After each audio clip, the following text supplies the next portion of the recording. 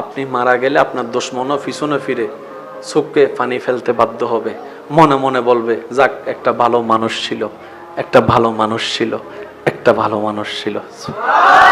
বান্দারে, তোর দেহ শান্তি করার জন্য কত কিছুই তুই করেছিস, করতে পারিস। রুহ তুই এসি দিয়ে শান্তি করতে পারবি না, রুহ তুই ঠান্ডা পানি দিয়ে শান্তি করতে পারবি না, রুহ তুই মাছ ভাত পোলাও দিয়ে শান্তি করতে পারবি না। আর রুহ যদি কলব যদি অন্তর যদি শান্তি না থাকে, তোর কিছুই শান্তি হবে না।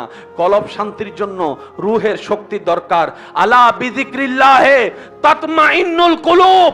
বান্দারে, ওই কলবের যিনি স্রষ্টা, ওই স্রষ্টার জিকির স্মরণেই কলবের খাবার, কলবের খাবার, কলবের খাবার। যখন খাবার কলব পেয়ে যায়, অশান্ত মন শান্তি হয়ে যায়। বলেন সুবহান। ইয়া রব, বুঝি নাই বলে অনেক সময় কাটিয়ে ফেলেছি। যেদিন থেকে বুঝতে শিখেছি সেদিন থেকে তোমাকে রাজি করার চেষ্টা করেছিলাম। জানি আমি তোমাকে রাজি করার কোনো ক্ষমতা এবিলিটি আমার কাছে নেই, কিন্তু চেষ্টা করেছিলাম তোমাকে খুশি করে কবরে আসার জন্য। কথা বলেন ঠিক কিনা? চামড়ার চোখ দিয়ে আল্লাহর দয়ায় দুনিয়া অনেক দেখেছি। এবার রবের কাছে ভিক্ষার ফরিয়াদ, ইয়া রব দয়া একটু করো, যেন দিলের চোখ দিয়েও একটু দেখতে পারি, দিলের চোখ দিয়েও একটু দেখতে। আমাদেরও ইচ্ছা, দিলের বড় খায়েশ, দিলের চোখ দিয়েও যেন একটু দেখতে পারি। রব যদি দয়া করে সেকেন্ডের আগেও সেই কঠিন বাস্তবতাও সম্ভব হয়ে যেতে পারে। কথা বলেন ঠিক কিনা? এই পর্যন্ত আমরা কারে বেশি খাওয়াইছি? সেজন্য শক্তি বেড়ে গেছে, মানবতা কমে গেছে, পাওয়ার বেড়ে গিয়েছে, ন্যায় নীতি কমে গিয়েছে, শরীর বড় হয়েছে, মায়া মোহাব্বত কমে গিয়েছে, শরীরের ক্ষমতা বেড়ে গিয়েছে, অন্যায় অবিচারও বেড়ে গেছে। দুই খাবারকে একসাথে দিতে পারতাম, আমরা মানুষ হয়ে যেতাম। নফস শক্তিশালী হয়ে গেল, কলব দুর্বল হয়ে গেল। সেজন্য বাস্তবতায় দেখবেন অনেকে সত্য জানার পরও ন্যায় বিচার করে না, অনেকে ন্যায় বিচার করতে গিয়েও সে সাহসটা হয়ে ওঠে না। কেন? রূহ দুর্বল হয়েছে। আর যাদের রূহ সবল ছিল তারা 313 জন হওয়া সত্ত্বেও 1000-এর বিপক্ষে বদরের ময়দানে হাসি মুখে জান দিতে চলে গিয়েছে। সুবহানাল্লাহ। এই পার্থক্য আপনি জোর করে মিলাতেও পারবেন না, বানতেও পারবেন না। এটা রবের দেওয়া সিস্টেম। চিৎকার দিয়ে বলেন সুবহানাল্লাহ। এবার টোটাল বিষয়টা দেখেন, সমস্ত মানুষের জামিল এক জায়গায়। মন খারাপ, মন অশান্তি, ধোঁকা খাইছে, ছেঁকা খাইছে, বেকা হইছে, জাগা খাইয়া লাইছে, টাকা লস হয়ে গেছে, মন খারাপ হয়ে গেছে। কথা বলেন না রে ভাইয়া? টাকা দিয়া টাকা পাই না, বিষা দিয়া বিষা পাই না। সব টেনশন কোথায়? মাথায় টেনশন আসে কোত্থেকে? সেজন্য আপনার তোর কি ভাইয়া মন খারাপ কয়নি? আপনাদের এখানে কয়নি? ভাইয়া বলেন তো, তোর কি ভাইয়া মন খারাপ? মনটা কি কানে? একটু দেখেন না মনটা কোথায়? এটা হাতটা দেন না, জোরে কোন কোথায়? আরো জোরে কোন। তোর কি ভাই মন খারাপ? তুই জানলি কেমনে? মনের অবস্থা চেহারায় দেখা যাচ্ছে, মনের অবস্থায় চেহারায় দেখা যাচ্ছে। তো তোর মনটা যে খারাপ হলো আমি বুঝলাম, কারণ তোর চেহারা দেখে। কথা বলেন ঠিক কিনা? মন অশান্তি, সব অশান্তি। এবার আপনারা একটু আওয়াজ দিয়ে বলেন, যেখানে হাত দেখাইছেন মনের ব্যাপারে, এখানে আপনারা একটু বলেন, মুসলমানদের দামি সম্পদের নাম আমল না ঈমান? ঈমান কোথায় থাকে? কানে, নাকে, কোথায়? জোরে বলেন, আরো জোরে বলেন। এবার বলেন, হিংসা কোথায়? লোভ কোথায়? অহংকার কোথায়? আমিত্ব কোথায়? ভাইয়ের নামে মামলা দিবার প্ল্যানিং কোথায়? আরো জোরে। লোভের জায়গা, জায়গা খাওয়ার জায়গা, বউরে ফিটানোর চিন্তা, জামাইরে প্রতারণা করার চিন্তা, সমস্ত কিছু সেই অন্তরে, যে অন্তরে আপনার ঈমানের বাড়ি। তাই শয়তান তার সারা দেহের ভিতরে পায়ে জায়গা নেয় নাই, অন্তরে জায়গা নিয়েছে। কারণ আল্লাহর নজর বান্দার চেহারার দিকে নয়, অন্তরের দিকে। সেজন্য অন্তর নষ্ট করে দিয়েছে। অঙ্ক কি বুঝে আসছেনি? এবার জান্নাতে যেতে গেলে আল্লাহর দুশমন হতে হবে না প্রিয় হতে হবে? আল্লাহর প্রিয় হতে গেলে আমাদের চরিত্র কি খারাপ হতে হবে না সুন্দর হতে হবে? চরিত্র সুন্দর করতে গেলে কি আমাদের মন নোংরা হতে হবে নাকি ভালো হতে হবে? মন ভালো করতে দিচ্ছে না কে? জোরে বলেন না কে? শয়তান কি আলো না অন্ধকার? এই অন্ধকার সহ্য করতে পারে না আলো, তাই বেশি বেশি অন্তরে আলো ঢুকান। নামাজের আলো, নফলের আলো, রোজার আলো, হজের আলো, যাকাতের আলো, জিকিরের আলো, কোরআনের আলো, নবীর দরুদের আলো, নবীর প্রেমের আলো, সমস্ত আলো যখন ঢুকতে থাকবে, শয়তান সহ্য করতে না পেরে বের হয়ে যাবে। একদিন দুই দিন ধৈর্যের পরীক্ষা চলতে চলতে যেদিন রবের দয়া আপনার মাথার উপর চলে আসবে, তখন আপনি হয়ে যাবেন মানুষের মতো মানুষ। এবার বুঝতে পেরেছেন ছোটবেলায় কেন দাদা কইছে দোয়া করি মানুষের মতো মানুষ হও? এবার বুঝতে পারছেন এক মার পেট থেকে বের হওয়ার পরও ভাই কিভাবে ভাইয়ের নামে মিথ্যা মামলা দেয়? এবার বুঝতে পারছেন কিভাবে এক বাবার সন্তান হয়ে আরেক ভাইকে বাপ মারা যাওয়ার পরে বোনকে জায়গা থেকে বঞ্চিত করে ভাইকে ঘর থেকে বের করে দেয়। এবার বোঝা যাচ্ছে এই কথাই তো ইসলাম আগে বলেছে, আগে রূহের খাদ্য দাও। রূহ যদি বরাবর খাদ্য পেয়ে যায়, দুনিয়াও তোমার জন্য জান্নাত, আখিরাত পার হয়েও জান্নাত তোমার জন্য হয়ে যাবে। রূহ যদি খাবার না পায়, কলব শক্তিশালী হবে না। কলব শক্তিশালী না হলে নফস পাওয়ারফুল হয়ে যাবে। নফস যদি পাওয়ারফুল হয়ে যায়, শয়তানের রাজত্ব দেহের রাজ্যে বিচারণ করবে, দেহের রাজ্যের মধ্যে রাজ করবে। তখন দেখবেন ন্যায় উঠে যাবে, নীতি উঠে যাবে, ভালোবাসা উঠে যাবে, মায়া উঠে যাবে, সুন্দর ব্যবহার উঠে যাবে, মা বাবার শ্রদ্ধা উঠে যাবে, বড় ভাইয়ের সম্মান উঠে যাবে, ছোট ভাইয়ের স্নেহ উঠে যাবে, সালাম উঠে যাবে, ভদ্রতা উঠে যাবে। থাকবে কি? মারামারি থাকবে, অশান্তি থাকবে, অহংকার থাকবে, হিংসা থাকবে, লোভ থাকবে, মামলা থাকবে, হামলা থাকবে। এক কথায় অশান্তি আর অশান্তি থাকবে। কথা বলেন ঠিক কিনা? শয়তান মানুষের এই নফসের জায়গা থেকে সবকিছুকে কন্ট্রোল করার চেষ্টা করে, করতে করতে সে কলবের মধ্যে রাজত্ব নেই, কলবের অন্তরের মধ্যে রাজত্ব নেই। যখন রাজত্ব চলে আসে, বড় ভাইয়ের অন্তর আর ছোট ভাইয়ের প্রতি মায়া থাকে না, ছোট ভাইয়ের অন্তরে বড় ভাইয়ের প্রতি আর শ্রদ্ধা থাকে না। লাভটা কি হচ্ছে, ক্ষতিটা কি হচ্ছে? সমাজের মধ্যে ভাই ভাইয়ের মধ্যে অশান্তি লেগে যায়। ছোট্ট একটা ঘর বাবা দিয়ে গিয়েছে, সেই ঘরের মাঝখানেও দেওয়াল উঠে যায়, বলে না? সেজন্য আল্লাহ শয়তানের পরিচয় কোরআনে দিয়েছেন আদুউম মুবিন বলেছেন, গোপন শত্রু নয়, প্রকাশ্য শত্রু। কাশ আমরা যদি কোরআন একটু বুঝার চেষ্টা করতাম। আমি ডেইলি 5 বার রূহকে খাবার দিতে থাকো। যদি তোমার রূহ বেশি দুর্বল হয়, তাহাজ্জুদে বুস্টার দিয়ে দিলাম, তাহাজ্জুদে তোমার জন্য বুস্টার দিয়ে দিলাম, দরকার হলে বুস্টার নাও। ইশরাকের নামাজ দিয়ে দিলাম, কোরআন তেলাওয়াত দিয়ে দিলাম, কোরআন শোনার সওয়াব দিয়ে দিলাম, কোরআন দেখার সওয়াব দিয়ে দিলাম। তুমি রূহকে শক্তিশালী করো। যখন রূহ শক্তিশালী হবে, ওই মরণের মুহূর্তে যখন শয়তান ঈমান চুরি করতে আসবে, তোমাকে আর হার মানাতে পারবে না। তুমি ঈমান নিয়ে ইজ্জতে দুনিয়া থেকে বিদায় নিতে পারবে। সুবহানাল্লাহ। যত জামিলা কোথায়? মনে। কোথায়? মন খারাপ হয় মনে, চিন্তা হয় মনে, টেনশন হয় মনে, অহংকার হয় মনে, লোভ হয় মনে। এগুলা কি শান্তি না অশান্তি? তো শান্তিতে থাকতে গেলে এগুলা কি রাখতে হবে না বের করতে হবে? এবার আল্লাহ বলে যে তোর দিলকে শোনা, লা ইলাহা, আমার দিলে এ নাই, ও নাই, ও নাই, মা নাই, বাপ নাই, বউ নাই, স্বামী নাই,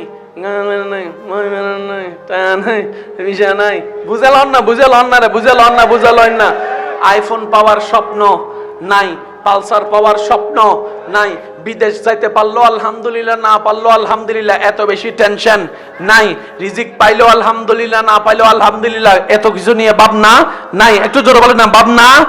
টাকার কোনো টেনশন, জাগার কোনো টেনশন, পয়সার কোনো লোভ, ক্ষমতার কোনো লোভ আমার অন্তরে কিচ্ছু নাই, কিচ্ছু নাই। এবার আছে কি? আপনি বললেন ইল্লাল্লাহ, শুধুই আমার আল্লাহ। দিল থেকে সব বাইর করে কারে ঢুকাইলেন? এবার আর কোন শয়তান ঢুকার সুযোগ আসেনি। শয়তান যদি না ঢুকতে পারে, হিংসা ঢুকবে নি। এবার বুঝতে পারছেন আল্লাহর ওলিদের কারণে কেন মানুষ উপকৃত হয়েছে? আল্লাহর রহমত ঢুকে গেলে শয়তান আর টিকবে? তখন আপনি হয়ে যাবেন মানুষের মতো মানুষ। রূহ যদি অশান্তি হয়, আপনার কিচ্ছু ভাল লাগবে না। আর রূহ যদি শান্তি হয়, আগুনের মধ্যে পড়েও ইব্রাহিম আলাইহিস সালামের মতো শান্তি পাবেন। বলেন না সুবহানাল্লাহ। কিন্তু দৈনিক 5 বার আজান দেওয়া হয়, শোনা হয়, এখনো পর্যন্ত কারো কাছে আজান পুরাতন মনে হয়েছে? বিরক্তের মনে হয়েছে? হ্যাঁ, নামাজ পড়েন নাই সেটা ভিন্ন কথা, ফজরের আজান যখন দেয়, ঘুম যদি ভেঙ্গেও যায়, 1 সেকেন্ডের জন্য উঠে একবার চিন্তাও করে, দেখ ফিরে ফেললে মনে হয় ভালো হইতো নামাজটা, এমন চিন্তা করার মানুষও বলেন না আছে না? না একটু জোরে বলেন না আছে না? এটা হচ্ছে রুহের খাবার। এক তরকারি দিয়ে বারবার ভাত খাইতে এমন একজন মানুষ দাঁড়ায়, বলেন তো ফজরের নামাজ জীবনে 40 বার পড়ছিস, এখন 41 বারে খারাপ লাগতেছে। আমার যৌবন বয়স থেকে মসজিদে যাচ্ছি, এখন বয়স চলতেছে 68 বছর। আমার দাদা বলে 68 বছর। এই মসজিদ দেখতে দেখতে বিরক্ত হয়ে গেছি, এই মসজিদের রাস্তাটা দেখতে দেখতে ফাইনসা হয়ে গেছি, আর দেখতে ইচ্ছে করে না। বলতে এমন কাউকে বলতে শুনেছেন? মসজিদ দেখতে খারাপ লাগে বলতে শুনেছেন? আজান শুনতে খারাপ লাগে বলতে শুনেছেন? ইমামের পিছনে 30 বছর নামাজ পড়ছে, ইমামটারে খারাপ লাগে, তেলাওয়াত খারাপ লাগে বলতে শুনেছেন? না, এটা রুহের খাবার। এখানে যে মানুষটা পান থেকে চুন খসে পড়লে মানুষের নাক ফাটাই দেয়, সে মানুষটা যখন আল্লাহর ঘরে তাওয়াফ করে, রোদের তাপের ভিতরে আল্লাহর ঘর তাওয়াফ করছে, বড় একজন মোটা হাফসি মানুষ তার পায়ের উপর পা দিয়ে দিয়েছে, ব্যথায় অস্থির, কিন্তু আমার ভাই ঝগড়া করে নাই। এখানে পান থেকে চুন কষলেই অন্যজন যখন তার পক্ষ হয়ে রাগ দেখাচ্ছে, সে বলে যে এহরাম এহরাম। কিরে ভাই, তোমার না এত রাগ, নাকের ডগায় সবসময় রাগ, গেল কই? আল্লাহর ঘর সামনে বেয়াদবি করতে পারবো না, আল্লাহর ঘর সামনে আছে। তো এই শক্তি পেলে কোথায়? বলে যে আমি যখন আমার নজর যখন কাবার দিকে, জবানে যখন রবের জিকির, সবকিছু আমার দিলে যাচ্ছে, আমার রুহের খাদ্য হচ্ছে, যখন আমার রূহ খাবার পেয়ে শক্তিশালী হয়ে যাচ্ছে, শয়তান অটোমেটিক দুর্বল হয়ে যাচ্ছে। বলেন সুবহান। দেহের খাবার কিনতে রুহের খাবার তো দামি, এটা তো আরো বেশি টাকা দরকার। এবার বান্দা সারা বাংলাদেশ খুঁজে রুহের খাবার যখন পাই নাই, হঠাৎ করে তার মন খারাপ হয়ে যখন ঘরে বসে কোরআন পড়তে লাগলো আলেমের পরামর্শ নিয়ে, হঠাৎ করে একটা আয়াত আমার ভাইয়ের চোখের নজরের সামনে দিয়ে যায়, আলা বিযিকরিল্লাহে তাতমাইন্নুল কুলুব, আলা বিযিকরিল্লাহে তাতমাইন্নুল কুলুব। আপনি আমি যে অন্যায় কাজ করি, নিজের ভাইকে যে মামলায় ধরাই দিচ্ছি, কিসের কারণে? যে কারণটা, সে কারণ কি ফেরেশতা থেকে না শয়তান থেকে? শয়তান থেকে। তো শয়তান কোন জায়গায় বসে নাড়ি লাড়ে, বুঝার দরকার আছে না নাই? জোরে বলেন আছে না নাই? এবার আপনারা বলেন, আমি কিছু কথা বলবো, আপনারা শুধু বলবেন এটা কি আল্লাহর না শয়তানের, আপনারাই বলবেন। হিংসা, ভাই বলেন হিংসা, অহংকার, লোভ, রাগ, আমিত্ব, চুরি, বাটপারি, ডাকাতি, 2 নাম্বারি, সবগুলা কার? এগুলা করলে আল্লাহ নারাজ হয়, খুশি হয় কে?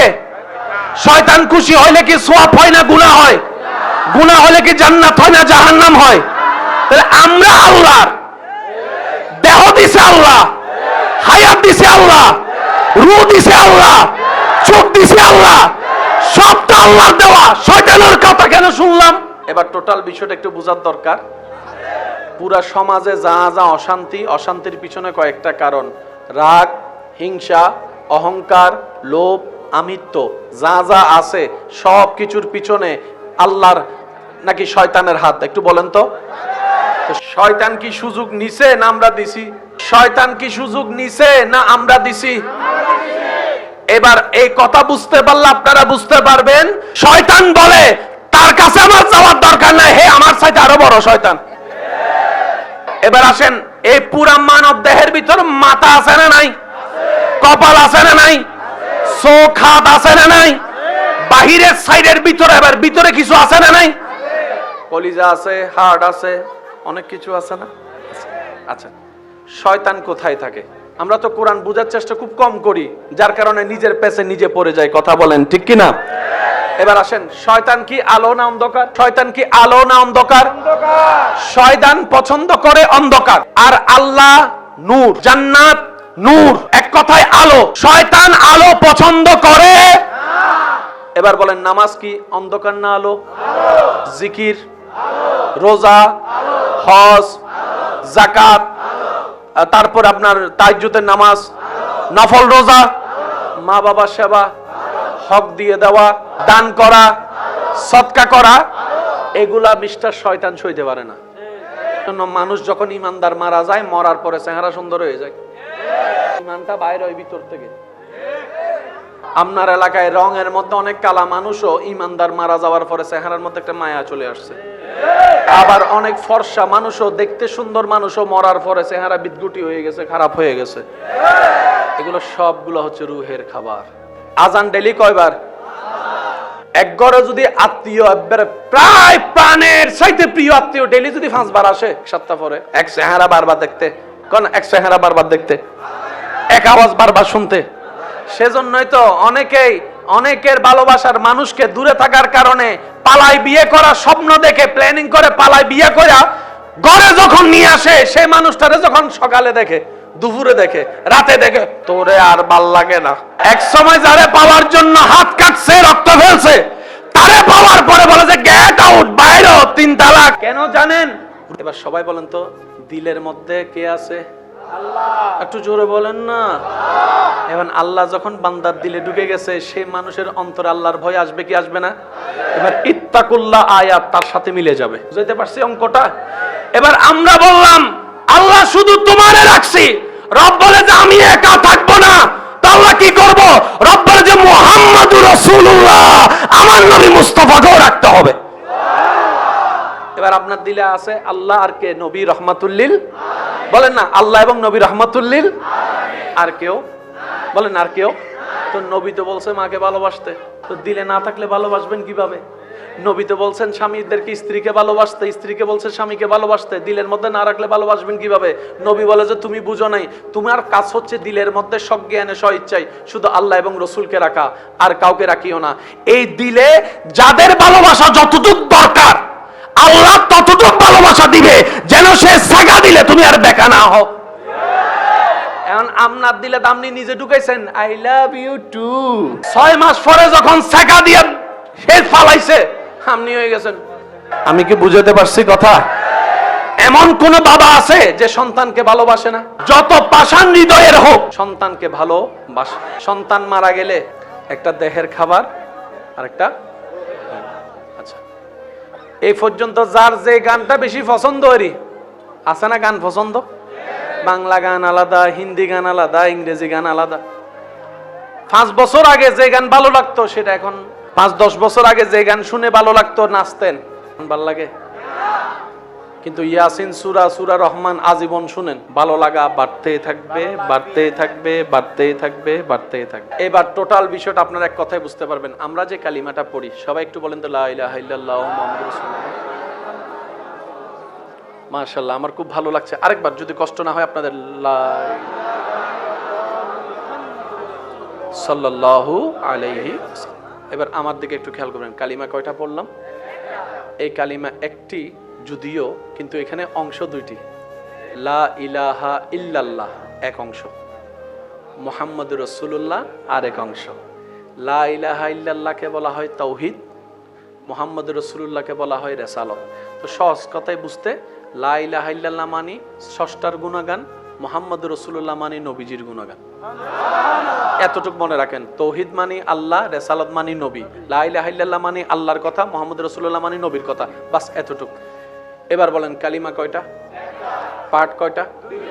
প্রথম পার্ট হচ্ছে লা ইলাহা, দ্বিতীয় পার্ট হচ্ছে, এই 2 পার্টের ভিতর প্রথম পার্ট হচ্ছে লা ইলাহা ইল্লাল্লাহ না? এই লা ইলাহা ইল্লাল্লাহর ভিতর আবার 2 পার্ট, 1000 বার পড়েছেন, হয়তো একটু খেয়াল করার সময় হয় না। তাই আপনাদেরকে যখন আলেমরা জিকির করায়, জিকিরটা একটু বলেন তো, লা ইলাহা ইল্লাল্লাহ জিকিরটা করেন, লা ইলাহা ইল্লাল্লাহ। বলেন সবাই,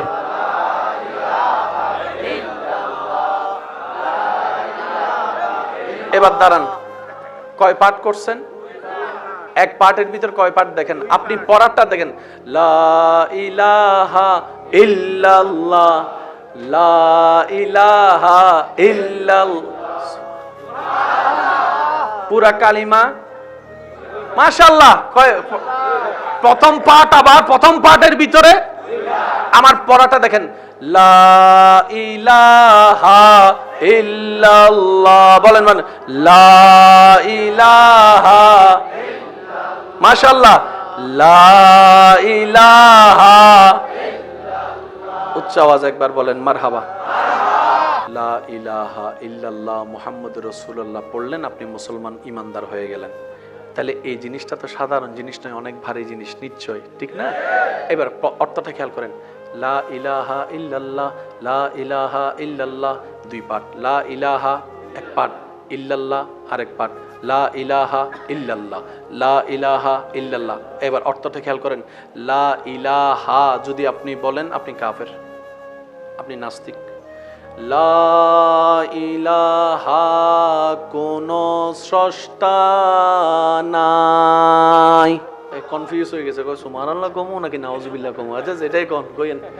লা ইলাহা কোনো স্রষ্টা নাই, কোনো মাবুদ নাই, কোনো রহমান নাই, কোনো রহিম নাই, কোনো গফফার নাই, কোনো সত্তার নাই, কোনো আপন নাই, কোনো বন্ধু নাই, কোনো প্রিয় নাই, কোনো সাহায্যকারী নাই, কোনো সাহায্যদাতা নাই, কোনো মুক্তিদাতা নাই, কোনো রক্ষাকারী নাই, কোনো সৃষ্টিকর্তা নাই, কোনো দেনওয়ালা নাই, কোনো আপন নাই, কোনো প্রিয় নাই, ইল্লাল্লাহ, শুধুই আল্লাহ। শয়তান আলো সহ্য করতে, সেজন্য এখানে এই যে আলো নেওয়ার একটা মাধ্যমের, হাজার মাধ্যমের একটা মাধ্যম হচ্ছে মাহফিল। মাহফিলে বসে যে আপনারা সুবহানাল্লাহ বলেন, আলো না অন্ধকার? আপনার আশেপাশে অনেকে আর দেখবেন হুজুররা বললো হে সুবহানাল্লাহ কয় না, আমিন বলতে বললো বলে না, আলহামদুলিল্লাহ বলতে বলতো। তো যাওয়ার সময় সে বলতেছে তোরা তো হুজুরের কথায় চিল্লাইয়া গলা ফাইট্টা লাইছস, আমি কিচ্ছু কই নাই। বন্ধু বলে যে তুমি বলো নাই, ন শয়তান তোমাকে আলো নিতে দেয় নাই। আমার ভাই মনে করছে হে পড়ে নাই, মিস্টার শয়তানে যে ভিতর থেকে এখন বুঝার পরে ওই তালাটা ভাঙার জন্য ফুল ভলিউম একবার বলেন সুবহানাল্লাহ, এবার বলেন আলহামদুলিল্লাহ, এবার বলেন লা ইলাহা ইল্লাল্লাহ, এবার বলেন আল্লাহু আকবার, আরো জোরে বলেন আল্লাহু আকবার, এবার ফুল ভলিউমে বলেন ইয়া রাসূলুল্লাহ, ইয়া হাবিবাল্লাহ, এবার বলেন মারহাবা। রূহ যখন শান্তি হয় তখন বাহিরের কষ্ট আর লাগে না। রূহ যখন খাবার পায় তখন বাহিরের দেহের কষ্ট আর লাগে। সেজন্য আপনারা গরমকালে মাহফিলের মধ্যে ফ্যান ছাড়াও বসে থাকতে পারেন। এখন কি শীত আছে নাকি মোটামুটি গরম? স্যার কয়জনের শরীরে ঘাম আসছে দেখান তো, কয়জনের ফুল ঘাম আমার মতো ঘামাইছেন? আমার মতো? মাশাআল্লাহ। শরীরের যে একটা খাবার 10টা মিনিট ফ্যান ছাড়া বসতে পারে না, ছেলেও এখানে বসে আছে ঘন্টার পর ঘন্টা। এটা রূহের খাবার। ওই রূহের খাবার যদি আমরা দিতে পারি দেওয়ার মতো, আল্লাহ তাআলা বলে দেহের খাদ্য ডেলি 3 বার, রূহের খাদ্য ডেলি। আমরা ভয় পাই সৃষ্টিকে, বুঝাই যাই অন্যের দোষ না ধরে নিজের দোষ যদি খুঁজতে থাকি। স্রষ্টার ভয় যেইভাবে যেই পরিমাণ আমাদের দিলে থাকা দরকার আমরা আনতেও পারি নাই, রাখতেও পারি নাই, নিতেও জানি নাই। দোষ সেজন্য আমাদের, কমতি সেজন্য আমাদের। সেজন্য মানুষ হয়ে একটা ছোট্ট তেলাপোকা ভয়ে এক রুম থেকে আরেক রুমে চলে যেতে হচ্ছে। আমরা কি আজীবন থেকে যাব নাকি চলে যাব? তো চলে যেহেতু যেতেই হবে, অর্ধেক হায়াত তো শেষ। চলেন না এই অল্প হায়াতটাকে একটু কাজে লাগানোর চেষ্টা করি।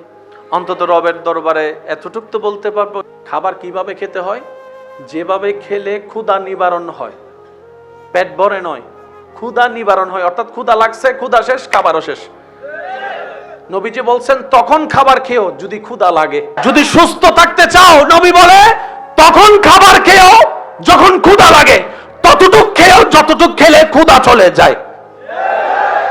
মানতে পারি নাই দোষ আমাদের, বলেন না মানতে পারি নাই দোষ। যেই নবী ইসলামে বলে দুপুরে খাবার খেয়ে, এটাকে বলা হয় কাইলুলা। বর্তমান বিজ্ঞান সেটাকে নাম দিয়েছে পাওয়ার নেপ। দুপুরের পরে 10-20 মিনিট ঘুমালে অনেক সময় 6 ঘন্টা ঘুমাইছে এরকম শক্তি চলে আসে। হয় কি হয় না আপনারা বলেন?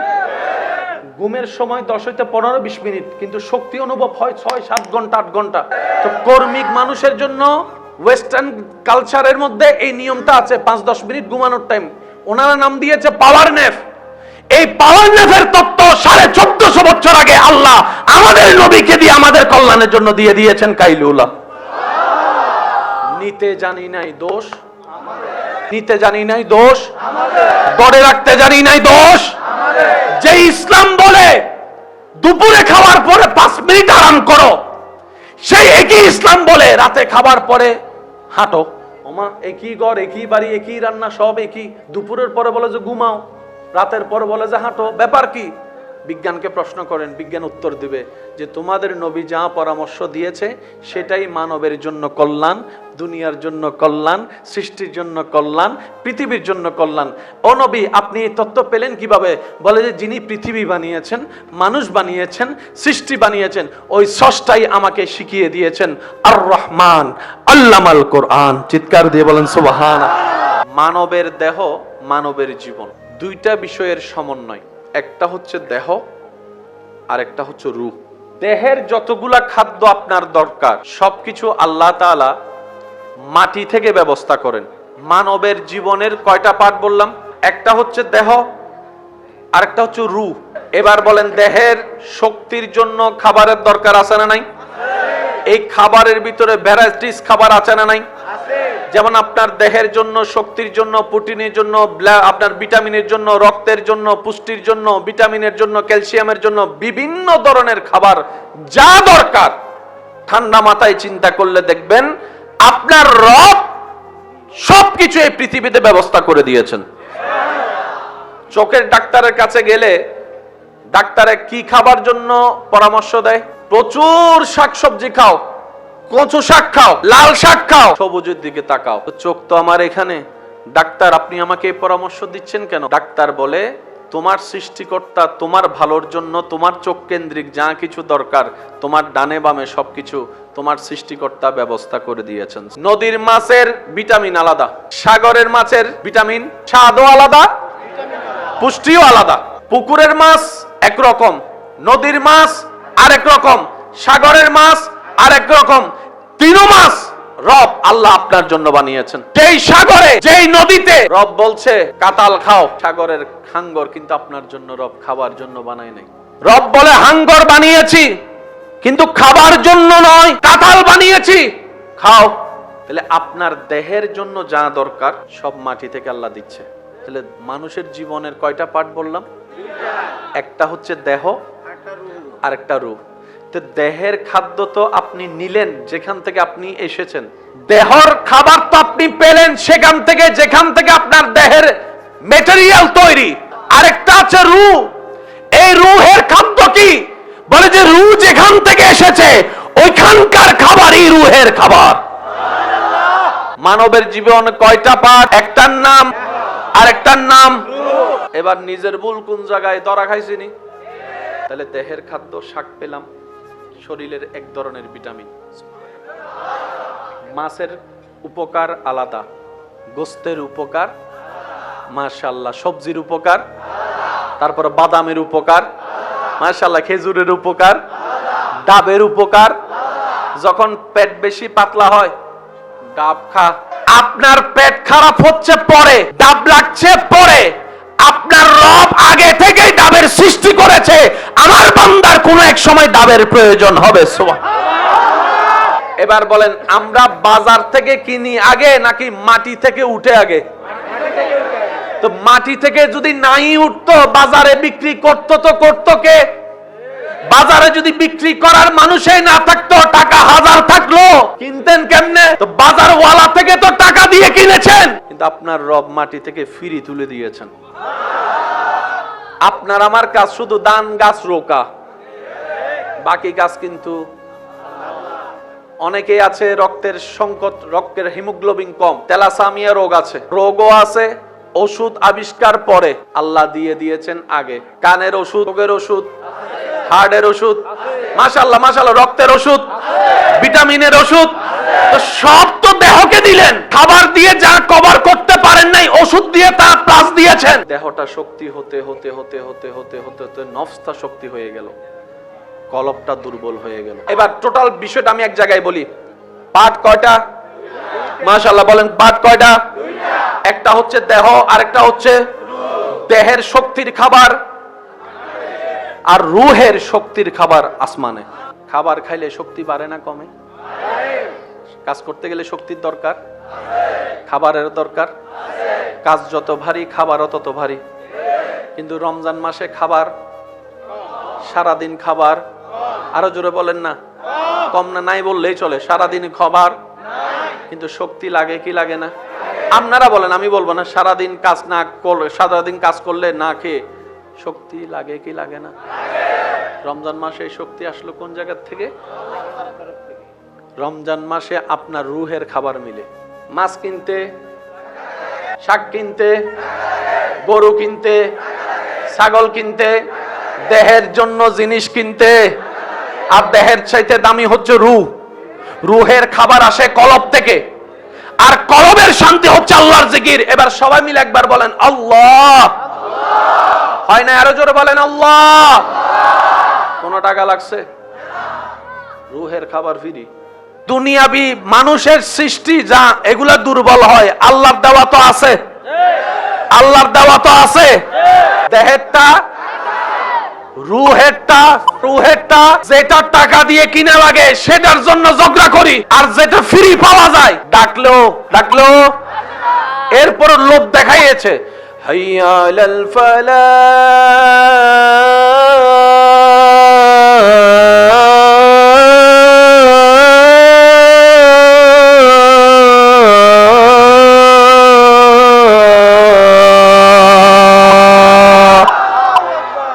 কল্যাণ আছে, আয়।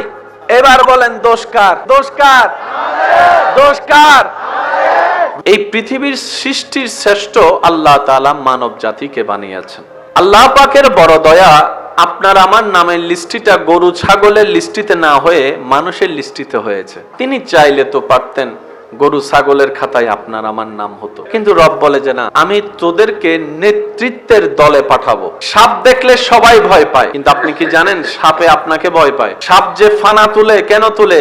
ও নিজে বাঁচার জন্যই ফানা তোলে। ওই ভয়টা যে সে পায়, আমরা না বুঝার কারণে ভয়টা আমরা পাই। একটা কুকুর রাস্তায় দাঁড়া থাকলে, একটা প্রাণী শ্রেষ্ঠ কে? কুকুরকে জিজ্ঞেস যদি করেন, কুকুর বলে যে আমার চাইতেও শ্রেষ্ঠ মানুষ। সাপ বলে আমার চাইতে শ্রেষ্ঠ মানুষ। তো শ্রেষ্ঠ হয়ে সৃষ্টিকে, কুকুরকে, সাপকে, বিড়ালকে, মাকড়সাকে, অনেকে তো তেলাপোকা দেখলেই এক রুম থেকে লাফ দিয়ে আরেক রুমে চলে যায়। এই ভয়টার কারণ কি? পুরা বিষয়কে যদি আপনি অ্যানালাইসিস করেন কোরআন সুন্নাহ মোতাবেক, আপনি দেখবেন ফয়সালা একটা জায়গায় গিয়ে দাঁড়িয়ে গেছে। সেই ফয়সালা হলো, যেই মানবের অন্তরে স্রষ্টার ভয় ঢুকে গিয়েছে, সমস্ত সৃষ্টি সেই মানুষকে ভয়ের সাথে সম্মান করেছে। সুবহানাল্লাহ। স্রষ্টার ভয় যখন দিলে সৃষ্টি তখন তাকে ভয় পায়। এই রুহের খাবার লুটে পুটে নিয়ে জমায় রাখার সুবর্ণ একটা সুযোগের নাম হচ্ছে মাহে রমাদান।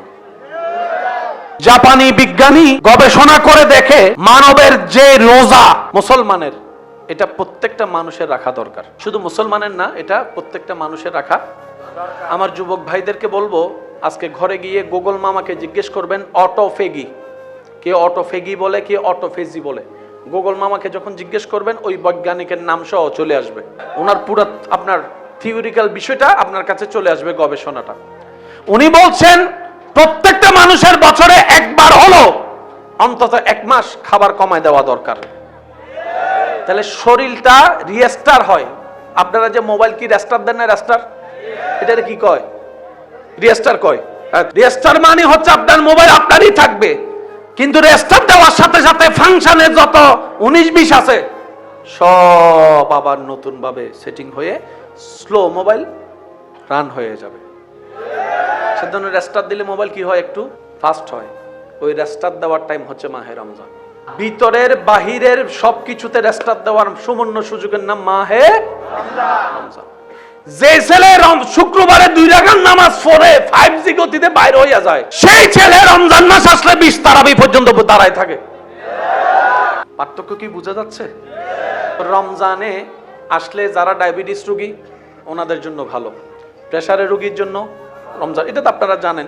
আমরা রমজানের নিয়ামত পাই না কেন? নিজের দোষে। সারাদিন ক্ষুধার্ত থেকে দেহের যে লাভটা করি, ইফতারির সময় কোন ভাবে খাই, মাগরিবের নামাজটা পড়ার আগে। বুঝাইতে পারছি আমি কথা? সারাদিন না খেয়ে যতটুকু উপকার করছি, ইফতারের সময় যা মন চায় খাবার তেমনি দূর, অনেকে খাইতে খাইতে। সেজন্য ইসলাম দরকার। আচ্ছা, আপনারা এখন হাদিস শুনলে আপনারা মিল খুঁজে পাবেন। আর নবীজি জানে কি বলেছেন ইফতার কি দিয়ে শুরু করতে? মাশাআল্লাহ, ইয়া রাসূলুল্লাহ, আরো অনেক খাবার আছে, আপনি খেজুরের কথা কেন বললেন? নবীজির এবং আল্লাহর এক একটা কালাম হাদিস আপনি নেন, বিজ্ঞান দিয়ে জিজ্ঞেস করেন, বিজ্ঞান উত্তর দিতে পারবে না এমন প্রশ্নের উত্তর কোরআন হাদিসে উত্তর দিয়ে দেয়। সুবহানাল্লাহ। আপনি একটা খেজুর খেলেন, সুন্নতে সুন্নত হলো, খাবারে খাবার হলো, শক্তি শক্তি হলো, সওয়াবে সওয়াব হলো। এবার আপনাকে আল্লাহ যা রিজিকে মিলে, শরবত বলেন, পানি বলেন, আপনি খেলেন। খাওয়ার পর আপনি কিছু ফল ফ্রুট খেলেন। তেলের ভাজা থেকে দূরে রাখতে বর্তমান ডাক্তারও কিন্তু বারবার বলতেছে। একটু জোরে বলেন না রে ভাইয়া। কারণ যাকে আমরা তেলের খাবার মনে করি, সেই খাবারটা যে কত বাজে তেল দিয়ে তৈরি হয়েছে সেটা তো আপনি আমি কেউ বলে না, সেটা তো আপনি আমি কেউ। আমরা তো শুধু রেডিমেড দেখতেছি, পেঁয়াজু বেগুনি, কোন তেলের বেগুনি। খাবারটা আসলে ওই খাবারে জামিলা নয়, যে খাবারে যে তেলে হইছে জামিলা। ওখানে খেজুর খেলেন, পানি খেলেন, মোটামুটি আপনার যেটাকে আমরা রোজা ছোটা বলি আর কি, রোজা ছোটালাম। এরপর আপনি নামাজটা পড়ে ফেললেন। নামাজটা পড়ার পর আপনি হালকা পাতলা খেলেন 3 ভাগের 1 ভাগ। এবার আপনারা আওয়াজ দিয়ে বলবেন, 1 মাস আসলে তুলনামূলক বেশিরভাগ যুবকের মাথায় টুপি থাকে, কোন মাস? একটা মাস আসলে বেশিরভাগ মানুষ অন্য মাসের তুলনায় বেশি নামাজ পড়ে, কোন মাস? একটা মাস আসলে অন্য মাসের তুলনায় মানুষ রাগ কন্ট্রোল করার চেষ্টা করে, কোন মাস? আরো জোরে বলেন না রে ভাই। একটা মাস আসলে অন্য মাসের তুলনায় মানুষ বেয়াদবি কম করে, কোন মাস? একটা মাস আসলে অন্য মাসের তুলনায় মানুষের গুনার লেভেল একটু কমে যায়, কোন মাস? একটা মাস আসলে মানুষের দিল অন্তর বড় হয়ে যায়, অন্য মাসের তুলনায় দান সদকা বাড়ায় দেয়, কোন মাস? একটা মাস আসলে অন্য মাসে যে কোরআন ধরেও দেখে না, সে অন্তত পড়তে না পারলে একবার কোরআনের উপর হাত বুলাই দেয়, কোন মাস? এবার আওয়াজ দেন, দোষ আল্লাহর? তাহলে দোষ নবীর? তাহলে দোষ কোরআনের? তাহলে দোষ ইসলামের? এবার আওয়াজ দিয়ে বলেন, দোষ কাদের? আমি এখনো শুনি না, সবাই বলেন দোষ কাদের? আপনি মারা গেলে আপনার দোষ মনে পিছনে ফিরে চোখে পানি ফেলতে বাধ্য হবে, মনে মনে বলবে, যাক একটা ভালো মানুষ ছিল, একটা ভালো মানুষ ছিল, একটা ভালো মানুষ ছিল। বান্দারে, তোর দেহ শান্তি করার জন্য কত কিছুই তুই করেছিস, করতে পারিস। রু তুই এসি দিয়ে শান্তি করতে পারবি না, রু তুই ঠান্ডা পানি দিয়ে শান্তি করতে পারবি না, রু তুই মাছ ভাত পোলাও দিয়ে শান্তি করতে পারবি না। আর রু যদি কলব যদি অন্তর যদি শান্তি না থাকে, তোর কিছুই শান্তি হবে না। কলব শান্তির জন্য রুহের শক্তি দরকার। আলা বিযিক্রিল্লাহে তাতমাইন্নুল কুলুব। বান্দারে, ওই কলবের যিনি স্রষ্টা, ওই স্রষ্টার জিকির স্মরণেই কলবের খাবার, কলবের খাবার, কলবের খাবার। যখন খাবার কলব পেয়ে যায়, অশান্ত মন শান্তি হয়ে যায়, বলেন সুবহান। ইয়া রব, বুঝি নাই বলে অনেক সময় কাটিয়ে ফেলেছি। যেদিন থেকে বুঝতে শিখেছি সেদিন থেকে তোমাকে রাজি করার চেষ্টা করেছিলাম। জানি আমি তোমাকে রাজি করার কোনো ক্ষমতা এবিলিটি আমার কাছে নেই, কিন্তু চেষ্টা করেছিলাম তোমাকে খুশি করে কবরে আসার জন্য। কথা বলেন ঠিক কিনা? চামড়ার চোখ দিয়ে আল্লাহর দয়ায় দুনিয়া অনেক দেখেছি। এবার রবের কাছে ভিক্ষার ফরিয়াদ, ইয়া রব দয়া একটু করো, যেন দিলের চোখ দিয়েও একটু দেখতে পারি, দিলের চোখ দিয়ে একটু দেখতে। আমাদেরও ইচ্ছা, দিলের বড় খায়েশ, দিলের চোখ দিয়েও যেন একটু দেখতে পারি। রব যদি দয়া করে, সেকেন্ডের আগেও সেই কঠিন বাস্তবতাও সম্ভব হয়ে যেতে পারে। কথা বলেন ঠিক কিনা? এই পর্যন্ত আমরা কারে বেশি খাওয়াইছি? সেজন্য শক্তি বেড়ে গেছে, মানবতা কমে গেছে, পাওয়ার বেড়ে গিয়েছে, ন্যায় নীতি কমে গিয়েছে, শরীর বড় হয়েছে, মায়া মোহাব্বত কমে গিয়েছে, শরীরের ক্ষমতা বেড়ে গিয়েছে, অন্যায় অবিচারও বেড়ে গেছে। 2 খাবারকে একসাথে দিতে পারতাম, আমরা মানুষ হয়ে যেতাম।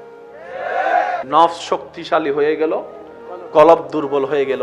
সেজন্য বাস্তবতায় দেখবেন অনেকে সত্য জানার পরও ন্যায় বিচার করে না, অনেকে ন্যায় বিচার করতে গিয়েও সে সাহসটা হয়ে ওঠে না। কেন? রু দুর্বল হয়েছে। আর যাদের রু সবল ছিল তারা 313 জন হওয়া সত্ত্বেও 1000-এর বিপক্ষে বদরের ময়দানে হাসি মুখে জান দিতে চলে গিয়েছে। সুবহানাল্লাহ। এই পার্থক্য আপনি জোর করে মিলাতেও পারবেন না, বানতেও পারবেন না। এটা রবের দেওয়া সিস্টেম। চিৎকার দিয়ে বলেন সুবহানাল্লাহ। এবার টোটাল বিষয়টা দেখেন, সমস্ত মানুষের জামিল এক জায়গায়, মন খারাপ, মন অশান্তি, ধোঁকা খাইছে, ছেঁকা খাইছে, বেকা হইছে, জাগা খাইয়া লাইছে, টাকার লস হয়ে গেছে, মন খারাপ হয়ে গেছে। কথা বলেন না রে ভাইয়া? টাকা দিয়া টাকা পাই না, বিষা দিয়া বিষা পাই না, সব টেনশন কোথায়? মাথায় টেনশন আসে কোত্থেকে? সেজন্য আপনারা তুর্কি ভাইয়া মন খারাপ কয়নি? আপনাদের এখানে কয়নি? ভাইয়া বলেন তো, তুর্কি ভাইয়া মন খারাপ, মনটা কি কানে? একটু দেখেন না মনটা কোথায়? এটা হাতটা দেন না, জোরে কোন কোথায়? আরো জোরে কোন। তুর্কি ভাই মন খারাপ। তুই জানলি কেমনে? মনের অবস্থা চেহারায় দেখা যাচ্ছে, মনের অবস্থায় চেহারায় দেখা যাচ্ছে। তো তোর মনটা যে খারাপ হলো আমি বুঝলাম, কারণ তোর চেহারা দেখে। কথা বলেন ঠিক কিনা? মন অশান্তি, সব অশান্তি। এবার আপনারা একটু আওয়াজ দিয়ে বলেন, যেখানে হাত দেখাইছেন মনের ব্যাপারে, এখানে আপনারা একটু বলেন, মুসলমানদের দামি সম্পদের নাম আমল না ঈমান? ঈমান কোথায় থাকে? কানে, নাকে, কোথায়? জোরে বলেন, আরো জোরে বলেন। এবার বলেন, হিংসা কোথায়? লোভ কোথায়? অহংকার কোথায়? আমিত্ব কোথায়? ভাইয়ের নামে মামলা দিবার প্ল্যানিং কোথায়? আরো জোরে। লোভের জায়গা, জায়গা খাওয়ার জায়গা, বউরে ফিটানোর চিন্তা, জামাইরে প্রতারণা করার চিন্তা, সমস্ত কিছু সেই অন্তরে, যে অন্তরে আপনার ঈমানের বাড়ি। তাই শয়তান তার সারা দেহের ভিতরে পায়ে জায়গা নেয় নাই, অন্তরে জায়গা নিয়েছে। কারণ আল্লাহর নজর বান্দার চেহারার দিকে নয়, অন্তরের দিকে। সেজন্য অন্তর নষ্ট করে দিয়েছে। অঙ্ক কি বুঝে আসছেনি? এবার জান্নাতে যেতে গেলে আল্লাহর দুশমন হতে হবে না প্রিয় হতে হবে? আল্লাহর প্রিয় হতে গেলে আমাদের চরিত্র কি খারাপ হতে হবে না সুন্দর হতে হবে? চরিত্র সুন্দর করতে গেলে কি আমাদের মন নোংরা হতে হবে নাকি ভালো হতে হবে?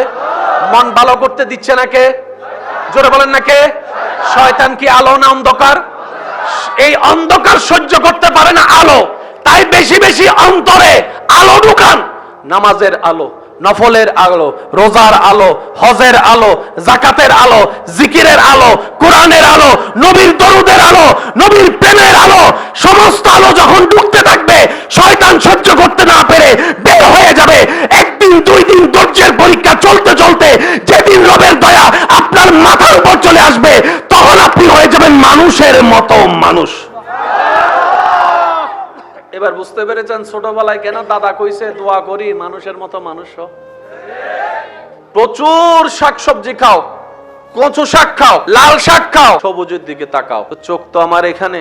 ডাক্তার আপনি আমাকে এই পরামর্শ দিচ্ছেন কেন? ডাক্তার বলে তোমার সৃষ্টিকর্তা তোমার ভালোর জন্য তোমার চোখ কেন্দ্রিক যা কিছু দরকার তোমার ডানে বামে সবকিছু তোমার সৃষ্টিকর্তা ব্যবস্থা করে দিয়েছেন। নদীর মাছের ভিটামিন আলাদা, সাগরের মাছের ভিটামিন স্বাদও আলাদা, পুষ্টিও আলাদা। পুকুরের মাছ একরকম, নদীর মাছ আরেক রকম, সাগরের মাছ আরেক রকম। তিনও মাছ রব আল্লাহ আপনার জন্য বানিয়েছেন। যেই সাগরে যেই নদীতে রব বলছে কাতাল খাও, সাগরের হাঙ্গর কিন্তু আপনার জন্য রব খাবার জন্য বানায় নাই। রব বলে হাঙ্গর বানিয়েছি কিন্তু খাবার জন্য নয়, কাতাল বানিয়েছি খাও। তাহলে আপনার দেহের জন্য যা দরকার সব মাটি থেকে আল্লাহ দিচ্ছে। তাহলে মানুষের জীবনের কয়টা পার্ট বললাম? একটা হচ্ছে দেহ, আর একটা রূহ। তো দেহের খাদ্য তো আপনি নিলেন যেখান থেকে আপনি এসেছেন, দেহর খাবার তো আপনি পেলেন সেখান থেকে যেখান থেকে আপনার দেহের ম্যাটেরিয়াল তৈরি। আরেকটা আছে রূহ। এই রূহের খাদ্য কি? বলে যে রূহ যেখান থেকে এসেছে ওইখানকার খাবারই রূহের খাবার। মানবের জীবন কয়টা পার্ট? একটার নাম আরেকটার নাম। এবার নিজের ভুল কোন জায়গায় ধরা খাইছিনি? তাহলে দেহের খাদ্য শাক পেলাম, শরীরের এক ধরনের ভিটামিন। মাছের উপকার আলাদা, গোস্তের উপকার, মাশাআল্লাহ সবজির উপকার, তারপর বাদামের উপকার, মাশাআল্লাহ খেজুরের উপকার, ডাবের উপকার। যখন পেট বেশি পাতলা হয় ডাব খা। আপনার পেট খারাপ হচ্ছে পরে, ডাব লাগছে পরে, আপনার রব আগে থেকেই ডাবের সৃষ্টি করেছে। আমার বান্দার কোন এক সময় ডাবের প্রয়োজন হবে। এবার বলেন, আমরা বাজার থেকে কিনি আগে নাকি মাটি থেকে উঠে আগে? তো মাটি থেকে যদি নাই উঠতো বাজারে বিক্রি করতো তো করতো কে? বাজারে যদি বিক্রি করার মানুষই না থাকতো, টাকা হাজার থাকলো, কিনতেন কেমনে? তো বাজারওয়ালা থেকে তো টাকা দিয়ে কিনেছেন, কিন্তু আপনার রব মাটি থেকে ফ্রি তুলে দিয়েছেন। আপনার আমার কাজ শুধু ধান গাছ রোকা, বাকি গাছ কিন্তু। অনেকেই আছে রক্তের সংকট, রক্তের হিমোগ্লোবিন কম, তেলাসামিয়া রোগ আছে, রোগও আছে, ওষুধ আবিষ্কার পরে, আল্লাহ দিয়ে দিয়েছেন আগে। কানের ওষুধ, চোখের ওষুধ, হার্টের ওষুধ, মাশাআল্লাহ মাশাআল্লাহ রক্তের ওষুধ, ভিটামিনের ওষুধ, তো সব তো দেহকে দিলেন। খাবার দিয়ে যা কভার করতে পারেন নাই, ওষুধ দিয়ে তা প্লাস দিয়েছেন। দেহটা শক্তি হতে হতে হতে হতে হতে হতে হতে নফসটা শক্তি হয়ে গেল, কলবটা দুর্বল হয়ে গেল। এবার টোটাল বিষয়টা আমি এক জায়গায় বলি। পার্ট কয়টা? মাশাআল্লাহ বলেন, পার্ট কয়টা? একটা হচ্ছে দেহ, আরেকটা হচ্ছে দেহের শক্তির খাবার, আর রুহের শক্তির খাবার আসমানে। খাবার খাইলে শক্তি বাড়ে না কমে? কাজ করতে গেলে শক্তির দরকার, খাবারের দরকার। কাজ যত ভারী খাবারও তত ভারী। কিন্তু রমজান মাসে খাবার, সারাদিন খাবার, আরো জোরে বলেন না, কম না? নাই বললেই চলে। সারাদিন খাবার কিন্তু শক্তি লাগে কি লাগে না? আপনারা বলেন, আমি বলবো না। সারাদিন কাজ না করলে, সারাদিন কাজ করলে না খেয়ে শক্তি লাগে কি লাগে না? রমজান মাসে এই শক্তি আসলো কোন জায়গা থেকে? রমজান মাসে আপনার রুহের খাবার মিলে। মাছ কিনতে, শাক কিনতে, গরু কিনতে, ছাগল কিনতে, দেহের জন্য জিনিস কিনতে, আর দেহের চাইতে দামি হচ্ছে রূহ। রুহের খাবার আসে কলব থেকে, আর কলবের শান্তি হচ্ছে আল্লাহর জিকির। এবার সবাই মিলে একবার বলেন আল্লাহ। হয় না? আরো জোরে বলেন আল্লাহ। কোন টাকা লাগছে? রুহের খাবার ফ্রি। দুনিয়াবি মানুষের সৃষ্টি যা, এগুলা দুর্বল হয়, আল্লাহর দেওয়া তো আছে, আল্লাহর দেওয়া তো আছে। দেহেরটা, রুহেরটা যেটা টাকা দিয়ে কিনা লাগে সেটার জন্য ঝগড়া করি, আর যেটা ফ্রি পাওয়া যায় ডাকলো এরপর লোভ দেখাইয়েছে। হাইয়া আলাল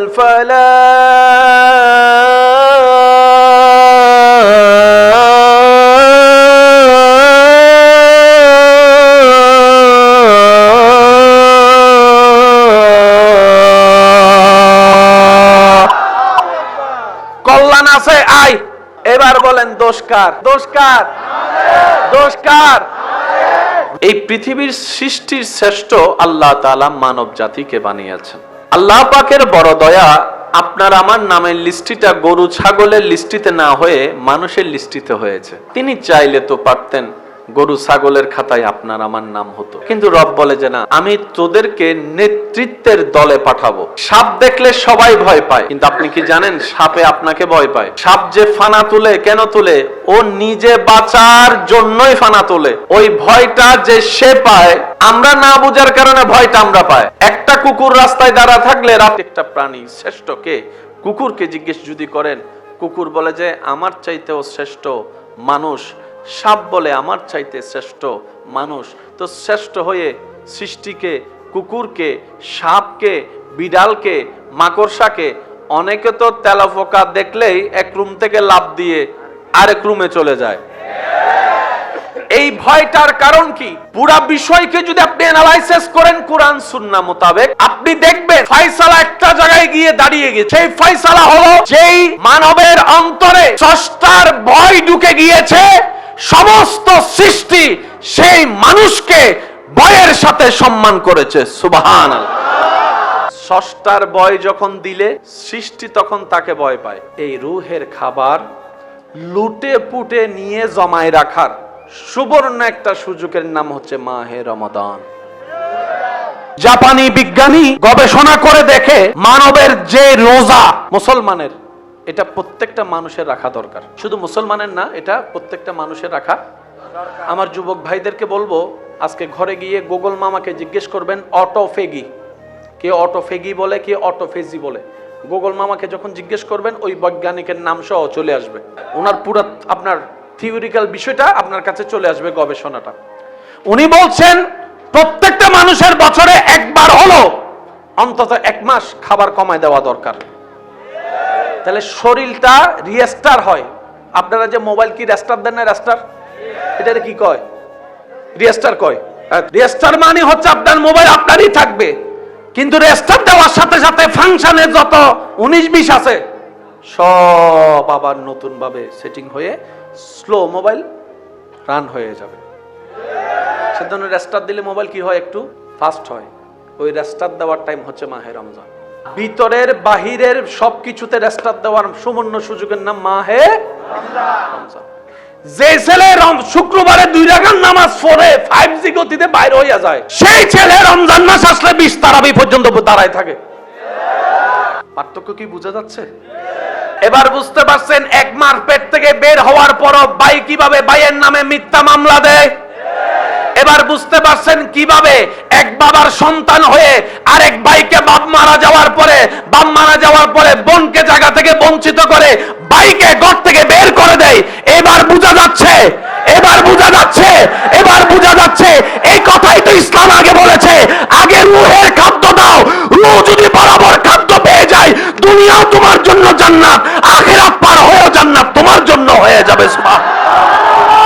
রূহ যদি খাবার না পায়, কলব শক্তিশালী হবে না। কলব শক্তিশালী না হলে নফস পাওয়ারফুল হয়ে যাবে। নফস যদি পাওয়ারফুল হয়ে যায়, শয়তানের রাজত্ব দেহ রাজ্যে বিচারণ করবে, দেহ রাজ্যের মধ্যে রাজ করবে।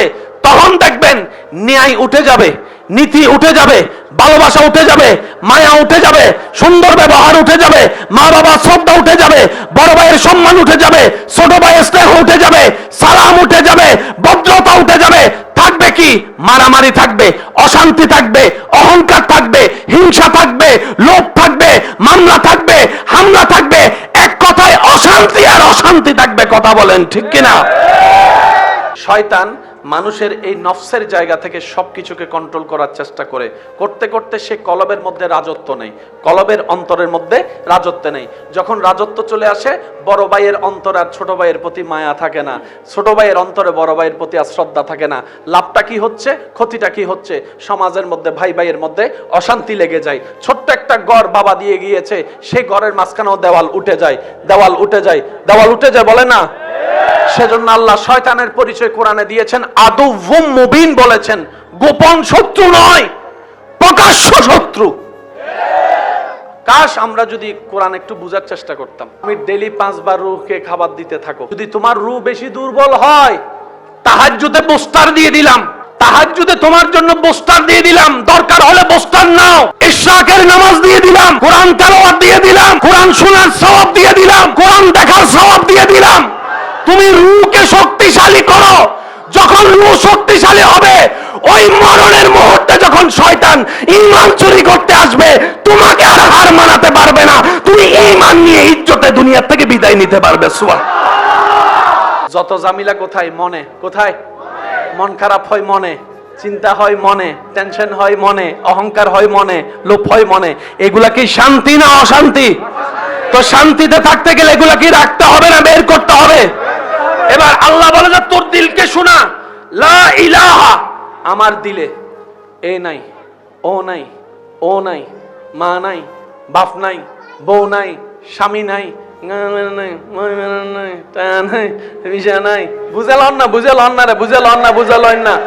আইফোন পাওয়ার স্বপ্ন নাই, পালসার পাওয়ার স্বপ্ন নাই, বিদেশ যাইতে পারলো আলহামদুলিল্লাহ, না পারলো আলহামদুলিল্লাহ, এত বেশি টেনশন নাই, রিজিক পাইলো আলহামদুলিল্লাহ, না পাইলো আলহামদুলিল্লাহ, এত কিছু নিয়ে ভাবনা নাই। একটু জোরে বলেন না, ভাবনা।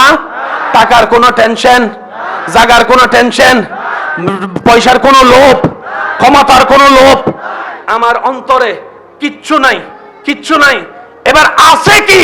আপনি বললেন ইল্লাল্লাহ, শুধুই আমার আল্লাহ। দিল থেকে সব বাইর করে কারে ঢুকাইলেন? এবার আর কোন শয়তান ঢুকার সুযোগ আসেনি। শয়তান যদি না ঢুকতে পারে, হিংসা ঢুকবে নি। এবার বুঝতে পারছেন আল্লাহর ওলিদের কারণে কেন মানুষ উপকৃত হয়েছে? আল্লাহর রহমত ঢুকে গেলে শয়তান আর টিকবে? তখন আপনি হয়ে যাবেন মানুষের মতো মানুষ। রূহ যদি অশান্তি হয়, আপনার কিচ্ছু ভাল লাগবে না। আর রূহ যদি শান্তি হয়, আগুনের মধ্যে পড়েও ইব্রাহিম আলাইহিস সালামের মতো শান্তি পাবেন। বলেন না সুবহানাল্লাহ। কিন্তু দৈনিক 5 বার আজান দেওয়া হয়, শোনা হয়, এখনো পর্যন্ত কারো কাছে আজান পুরাতন মনে হইছে? বিরক্তের মনে হইছে? হ্যাঁ, নামাজ পড়েন নাই সেটা ভিন্ন কথা। ফজরের আজান যখন দেয়, ঘুম যদি ভেঙ্গেও যায়, 1 সেকেন্ডের জন্য উঠে একবার চিন্তাও করে, যাক ফুরে ফেললে মনে হয় ভালো হইতো নামাজটা। এমন চিন্তা করার মানুষও বলেন না আছে না? একটু জোরে বলেন না আছে না? এটা হচ্ছে রুহের খাবার। এক তরকারি দিয়ে বারবার ভাত খাইতে এমন একজন মানুষ দাঁড়ায়, বলেন তো ফজরের নামাজ জীবনে 40 বার পড়ছিস, এখন 41 বারে খারাপ লাগতেছে। আমার যৌবন বয়স থেকে মসজিদে যাচ্ছি, এখন বয়স চলতেছে 68 বছর। আমার দাদা বলে 68 বছর। এই মসজিদ দেখতে দেখতে বিরক্ত হয়ে গেছি। এই মসজিদের রাস্তাটা দেখতে দেখতে ফাইনস হয়ে গেছি, আর দেখতে ইচ্ছে করে না। বলতে এমন কাউকে বলতে শুনেছেন? মসজিদ দেখতে খারাপ লাগে বলতে শুনেছেন? আজান শুনতে খারাপ লাগে বলতে শুনেছেন? ইমামের পিছনে 30 বছর নামাজ পড়ছে, ইমামটারে খারাপ লাগে, তেলাওয়াত খারাপ লাগে বলতে শুনেছেন? না, এটা রুহের খাবার। এখানে যে মানুষটা পান থেকে চুন খসে পড়লে মানুষের নাক ফাটাই দেয়, সে মানুষটা যখন আল্লাহর ঘরে তাওয়াফ করে, রোদের তাপের ভিতরে আল্লাহর ঘর তাওয়াফ করছে, বড় একজন মোটা হাফসি মানুষ তার পায়ের উপর পা দিয়ে দিয়েছে, ব্যথায় অস্থির, কিন্তু আমার ভাই ঝগড়া করে নাই। এখানে পান থেকে চুন খসলেই অন্যজন যখন তার পক্ষ হয়ে রাগ দেখাচ্ছে, সে বলেছে এহরাম এহরাম। কিরে ভাই, তোমার না এত রাগ, নাকের ডগায় সবসময় রাগ, গেল কই? আল্লাহর ঘর সামনে বেয়াদবি করতে পারবো না, আল্লাহর ঘর সামনে আছে। তো এই শক্তি পেলে কোথায়? বলে যে আমি যখন আমার নজর যখন কাবার দিকে, জবানে যখন রবের জিকির, সবকিছু আমার দিলে যাচ্ছে, আমার রূহের খাদ্য হচ্ছে, যখন আমার রূহ খাবার পেয়ে শক্তিশালী হয়ে যাচ্ছে, শয়তান অটোমেটিক দুর্বল হয়ে যাচ্ছে। বলেন সুবহান। দেহের খাবার কিনতে রূহের খাবার তো দামি, এটা তো আরো বেশি টাকা দরকার।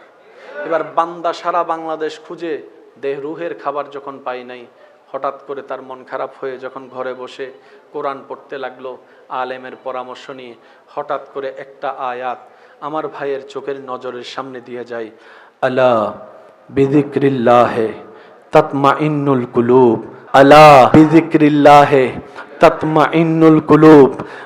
আপনি আমি যে অন্যায় কাজ করি, নিজের ভাইকে যে মামলায় ধরাই দিচ্ছি, কিসের কারণে? যে কারণটা, সে কারণ কি ফেরেশতা থেকে না শয়তান থেকে? শয়তান থেকে। তো শয়তান কোন জায়গায় বসে নাড়ি লাড়ে? বুঝার দরকার আছে না নাই? জোরে বলেন আছে না নাই? এবার আপনারা বলেন, আমি কিছু কথা বলবো, আপনারা শুধু বলবেন এটা কি আল্লাহর না শয়তানের, আপনারাই বলবেন। হিংসা, ভাই বলেন হিংসা, অহংকার, লোভ, রাগ, আমিত্ব, চুরি, বাটপারি, ডাকাতি, 2 নাম্বারি, সবগুলা কার? এগুলা করলে আল্লাহ নারাজ হয়, খুশি হয় কে? শয়তান খুশি হইলে কি সওয়াব হয় না গুনাহ হয়? গুনাহ হলে কি জান্নাত হয় না জাহান্নাম হয়? তাহলে আমরা আল্লাহর, দেহ দিছে আল্লাহ, হায়াত দিছে আল্লাহ, রূহ দিছে আল্লাহ, চোখ দিছে আল্লাহ, সবটা আল্লাহর দেওয়া। শয়তানের কথা কেন শুনলাম? এবার টোটাল বিষয়টা একটু বোঝার দরকার। পুরা সমাজে যা যা অশান্তি, অশান্তির পিছনে কয়েকটা কারণ, রাগ, হিংসা, অহংকার, লোভ, আমিত্ব, যা যা আছে সব কিছুর পিছনে আল্লাহর নাকি শয়তানের হাত? একটু বলেন তো। শয়তান কি সুযোগ নিছে না আমরা দিছি? শয়তান কি সুযোগ নিছে না আমরা দিছি? এবার এই কথা বুঝতে পারলে আপনারা বুঝতে পারবেন, শয়তান বলে তার কাছে আমার যাওয়ার দরকার নাই, হে আমার চাইতে আরো বড় শয়তান। এবার আসেন, এই পুরা মানব দেহের ভিতর মাথা আছে না নাই? কপাল আছে না নাই? চোখ হাত আছে না নাই? বাহিরের সাইডের ভিতরে, এবার ভিতরে কিছু আছে না নাই? কলিজা আছে, হার্ট আছে, অনেক কিছু আছে না? আচ্ছা, শয়তান কোথায় থাকে? আমরা তো কোরআন বোঝার চেষ্টা খুব কম করি, যার কারণে নিজের পেছে নিজে পড়ে যায়। কথা বলেন ঠিক কি না? এবার আসেন, শয়তান কি আলো না অন্ধকার? শয়তান কি আলো না অন্ধকার? শয়তান পছন্দ করে অন্ধকার, আর আল্লাহ নূর, জান্নাত নূর, এক কথায় আলো। শয়তান আলো পছন্দ করে। এবার বলেন, নামাজ কি অন্ধকার না আলো? জিকির, রোজা, হজ, যাকাত, তারপর আপনার তাহাজ্জুদের নামাজ, নফল রোজা, মা বাবার সেবা, হক দিয়ে দেওয়া, দান করা, সদকা করা, এগুলা মিস্টার শয়তান সইতে পারে না। মানুষ যখন ইমানদার মারা যায়, মরার পরে চেহারা সুন্দর হয়ে যায়, ইমানটা বাইরে হয় ভিতর থেকে। আপনার এলাকায় রঙের মধ্যে অনেক কালা মানুষও ইমানদার মারা যাওয়ার পরে চেহারার মধ্যে একটা মায়া চলে আসছে। আবার অনেক ফর্সা মানুষও, দেখতে সুন্দর মানুষও মরার পরে চেহারা বিদগুটি হয়ে গেছে, খারাপ হয়ে গেছে। এগুলো সবগুলো হচ্ছে রুহের খাবার। আজান ডেলি কয়বার? এক ঘরে যদি আত্মীয় একবারে প্রায় প্রাণের চাইতে প্রিয় আত্মীয় ডেলি যদি 5 বার আসে, 7টা পরে, এক চেহারা বারবার দেখতে, কোন এক চেহারা বারবার দেখতে, এক আওয়াজ বারবার শুনতে। সেজন্যই তো অনেকের ভালোবাসার মানুষকে দূরে থাকার কারণে পালাই বিয়ে করা স্বপ্ন দেখে প্ল্যানিং করে পালাই বিয়ে করে ঘরে যখন নিয়ে আসে, সেই মানুষটারে যখন সকালে দেখে, দুপুরে দেখে, রাতে দেখে, তোরে আর ভাল লাগে না। এক সময় যারে পাওয়ার জন্য হাত কাটছে, রক্ত ফেলছে, তারে পাওয়ার পরে বলে যে গেট আউট, বাইরে, 3 তালাক। কেন জানেন? এবার সবাই বলেন তো, দিলের মধ্যে কে আছে? আল্লাহ। একটু জোরে বলেন না। এখন আল্লাহ যখন বান্দার দিলে ঢুকে গেছে, সেই মানুষের অন্তরে আল্লাহর ভয় আসবে কি আসবে না? এবার ইত্তাকুল্লাহ আয়াত তার সাথে মিলে যাবে। বুঝতে পারছি অঙ্কটা? এবার আমরা বললাম আল্লাহ শুধু তোমারে রাখছি, রব বলে যে আমি একা থাকবো না, তাহলে কি করব? রব বলে যে মুহাম্মাদুর রাসূলুল্লাহ, আমার নবী মুস্তাফাকেও রাখতে হবে। এবার আপনার দিলে আছে আল্লাহ আর কে? নবী রহমাতুল্লিল। বলেন না, আল্লাহ এবং নবী রহমাতুল্লিল। আর কেউ? বলেন আর কেউ? তো নবী তো বলছে মাকে ভালোবাসতে, তো দিলে না থাকলে ভালোবাসবেন কিভাবে? নবী তো বলছেন স্বামীদেরকে স্ত্রীকে ভালোবাসতে, স্ত্রীকে বলছে স্বামীকে ভালোবাসতে, দিলের মধ্যে না রাখলে ভালোবাসবেন কিভাবে? নবী বলে যে তুমি বুঝো নাই, তোমার কাজ হচ্ছে দিলের মধ্যে সজ্ঞানে স্বইচ্ছায় শুধু আল্লাহ এবং রসুলকে রাখা, আর কাউকে রাখিও না। এই দিলে যাদের ভালোবাসা যতটুক দরকার, আল্লাহ ততটুক ভালোবাসা দিবে, যেন সে সাগা দিলে তুমি আর বেকা না হও। এখন আপনার দিলে আপনি নিজে ঢুকাইছেন আই লাভ ইউ টু, 6 মাস পরে যখন সাগা দিয়ে সে ফালাইছে, আপনি হয়ে গেছেন। আমি কি বুঝাতে পারছি কথা? এমন কোন বাবা আছে যে সন্তানকে ভালোবাসে না? যত পাষাণ হৃদয়ের হোক, সন্তানকে ভালোবাসে। সন্তান মারা গেলে একটা দেহের খাবার আর একটা, আচ্ছা, এই পর্যন্ত যার যে গানটা বেশি পছন্দ হরি আছে না? গান পছন্দ, বাংলা গান আলাদা, হিন্দি গান আলাদা, ইংরেজি গান আলাদা। 5 বছর আগে যে গান ভালো লাগতো, সেটা এখন 5-10 বছর আগে যে গান শুনে ভালো লাগতো, নাচতেন, ভালো লাগে। কিন্তু ইয়াসিন সূরা রহমান আজীবন শুনেন, ভালো লাগা বাড়তেই থাকবে, বাড়তেই থাকবে, বাড়তেই থাকবে, বাড়তেই থাকবে। এবার টোটাল বিষয়টা আপনারা এক কথায় বুঝতে পারবেন। আমরা যে কালিমাটা পড়ি, সবাই একটু বলেন তো, লা ইলাহা ইল্লাল্লাহ মুহাম্মাদুর রাসূলুল্লাহ। মাশাআল্লাহ, আমার খুব ভালো লাগছে। আরেকবার যদি কষ্ট না হয় আপনাদের, লা সাল্লাল্লাহু আলাইহি ওয়াসাল্লাম। এবার আমার দিকে একটু খেয়াল করবেন, কালিমা কয়টা পড়লাম? এই কালিমা একটি যদিও, কিন্তু এখানে অংশ 2টি। লা ইলাহা ইল্লাল্লাহ এক অংশ, মুহাম্মাদুর রাসূলুল্লাহ আর এক অংশ। লা ইলাহা ইল্লাল্লাহকে বলা হয় তাওহীদ, মুহাম্মাদুর রাসূলুল্লাহকে বলা হয় রিসালাত। তো সহজ কথায় বুঝতে, লা ইলাহা ইল্লাল্লাহ মানে স্রষ্টার গুণগান, মুহাম্মাদুর রাসূলুল্লাহ মানে নবীজির গুণগান। এতটুকু মনে রাখেন, তৌহিদ মানে আল্লাহ, রিসালাত মানে নবী, লা ইলাহা ইল্লাল্লাহ মানে আল্লাহর কথা, মুহাম্মাদুর রাসূলুল্লাহ মানে নবীর কথা, বাস এতটুকু। এবার বলেন কালিমা কয়টা? পার্ট কয়টা? 1ম পার্ট হচ্ছে লা ইলাহা ইল্লাল্লাহ, 2য় পার্ট হচ্ছে, এই 2 পার্টের ভিতর 1ম পার্ট হচ্ছে লা ইলাহা ইল্লাল্লাহ না? এই লা ইলাহা ইল্লাল্লাহর ভিতর আবার 2 পার্ট। 1000 বার পড়েছেন, হয়তো একটু খেয়াল করার সময় হয় না। তাই আপনাদেরকে যখন আলেমরা জিকির করায়, জিকিরটা একটু বলেন তো, লা ইলাহা ইল্লাল্লাহ জিকিরটা করেন। লা ইলাহা ইল্লাল্লাহ, বলেন সবাই।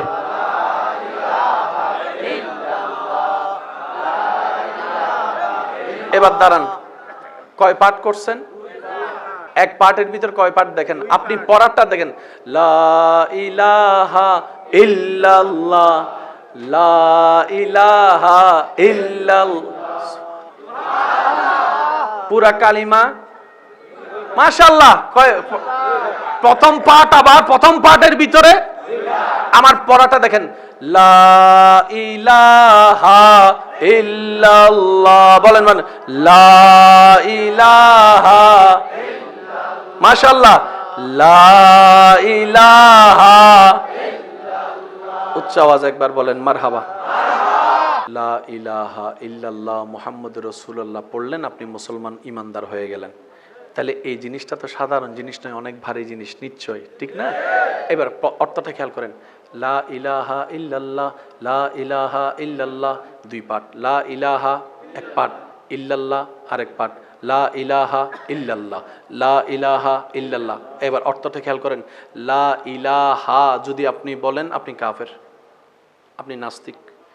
লা ইলাহা কোনো স্রষ্টা নাই, কনফিউজ হয়ে গেছে, কই সুবহানাল্লাহ কমু নাকি নাউজুবিল্লাহ কমু? আচ্ছা এটাই কইেন, লা ইলাহা কোনো স্রষ্টা নাই, কোন মাবুদ নাই, কোন রহমান নাই, কোন রহিম নাই, কোন গফফার নাই, কোন সত্তার নাই, কোন আপন নাই, কোন বন্ধু নাই, কোন প্রিয় নাই, কোন সাহায্যকারী নাই, কোন সাহায্যদাতা নাই, কোন মুক্তিদাতা নাই, কোন রক্ষাকারী নাই, কোন সৃষ্টিকর্তা নাই, কোন দেনওয়ালা নাই, কোন আপন নাই, কোন প্রিয় নাই, ইল্লাল্লাহ, শুধুই আল্লাহ। শয়তান আলো সহ্য করতে, সেজন্য এখানে এই যে আলো নেওয়ার একটা মাধ্যমের, হাজার মাধ্যমের একটা মাধ্যম হচ্ছে মাহফিল। মাহফিলে বসে যে আপনারা সুবহানাল্লাহ বলেন, আলো না অন্ধকার? আপনার আশেপাশে অনেকে দেখবেন হুজুররা বললো হে সুবহানাল্লাহ কয় না,